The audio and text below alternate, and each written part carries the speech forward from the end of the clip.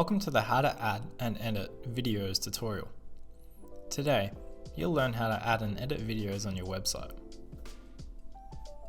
The topics covered in today's video are 1. Introduction to the video widget, and 2. How to use the video widget.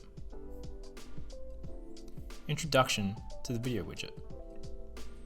The video widget is the widget you will use in the Elementor editor to add videos to your website's pages. It is accessible through the Elementor editor. The video widget allows you to insert videos anywhere with options to style it to how you want. You can add borders, background overlays, and much more. Topic 2. How to use the video widget. To use the video widget, open any page on your website via the Elementor editor. On the left side, where the Elementor editor panel is, search for the video widget.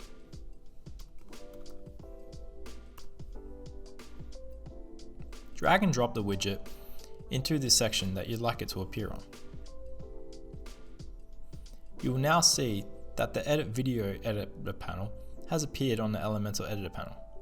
Here, you can customize the video content, style the video, and set advanced settings for the video. You can change the link to where the video is and change the source. You can also change the start time, end time, and video options. You can also have an image overlay if you'd like. You've now learned how to add and edit videos.